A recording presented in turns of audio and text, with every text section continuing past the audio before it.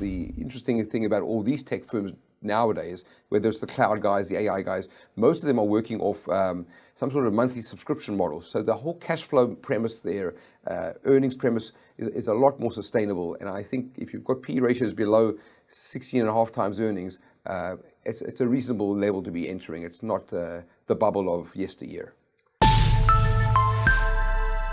Hello, you're watching Proactive. Joining me in the studio today is Anthony Ginsberg, the CEO of Gins Global Index Funds. Anthony, great to see you in person for a change rather than Zoom. It's terrific to see you, Stephen. Great. So, Anthony, we're talking about the Gins Tech Megatrend ETF, and I suppose it's been a roller coaster start to 2025 for the ETF, but for markets as a whole. Yes, obviously we also had a decline when Trump's Liberation Day tariffs were announced, Stephen, but actually we've now recovered fully. So actually the Tech Megatrend ETF is actually up for the year. It's up about 1% year to date. But in the last 3 weeks alone, it's basically gained about 25%.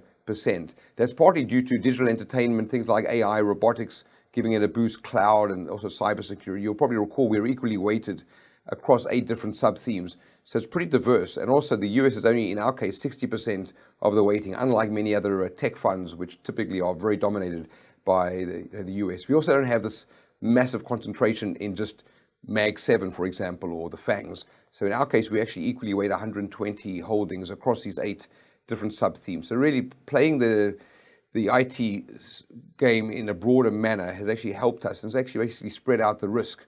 And the reduction that we did suffer, as I say, has bounced back pretty strongly, including the crypto side of things. So we don't buy cryptos directly, but we have a blockchain administration or fintech sub-theme as well.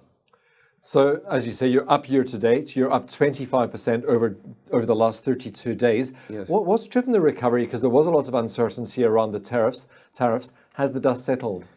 Yes, part of it was the nervousness that these tariffs could actually impact the tech space and not just goods, but also services. And then everybody started looking at these recent deals with China and the UK and realized that President Trump's actually really only focused on old school manufacturing and goods. Most of our tech holdings, Stephen, the 120 holdings, are all pretty much in the services space, whether it's cloud computing or cybersecurity or digital entertainment. So the likes of guys like Netflix and others haven't really been directly impacted. I mean, there's some talk about a Hollywood, tariffs, but generally speaking, our space hasn't been nearly as hard hit. But there was initially a big impact, I would say, psychologically on a lot of folks. But we bounced back, frankly, even quicker than some of the industrials and just the mainstream markets, because they recognize that the services sector has not actually been impacted directly by tech. So to answer your question directly, the best subsector or theme for us has really been digital entertainment, and then followed by things like cybersecurity and AI robotics. How about some of, tariffs aside, how about some of the other policies that have been looked at since Trump came back into office? Things like deregulation. Yes. Well, I've just returned from Washington, D.C., and the mood music there is actually far more positive than you may hear on this side of the pond. The idea really is that Trump is going to pass through a whole new deregulation set of bills. There's a tax reduction act that's in the offing, which to extend certain earlier tax cuts that he made in his first term. So actually, from a business-friendly perspective, there's a lot more positive news coming out of the U.S. and gets typically reported. That's going to actually help also potentially give the Fed a bit more cover to reduce interest rates at the very next meeting. So we're actually quite optimistic that as this tariff noise blows over, that over the next 5 to 6 months, you'll actually see the Fed cutting rates, you'll see tax bills coming through Parliament, or Congress rather, in the US, as well as deregulation. And there is actually some support, I have to say, beyond what you see in the media, for reducing the federal government deficit. I mean, we've got an annual deficit of about almost 7% to GDP. There's pressure on Trump also to cut the total debt to GDP, which is over 120%. So there is going to be a realignment of US fiscal needs, which I think actually does play into the fact that the Fed will be more positive in reducing rates, which for growth stocks, which are most of our 120 holdings are in the tech space, they actually do get hurt with higher interest rates, as you well know. So lower rates, we're expecting 2 rate cuts even later this year. And I think as tax cuts or deregulation comes through, we remain positive that for the year end, we'll see a good rise in the Tech Megatrend ETF.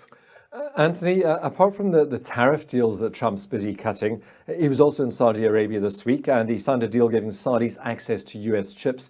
So deals like that must also be very good for the tech sector. Well, it is, because America ultimately wants to be able to make sure that AI is dominated by the West.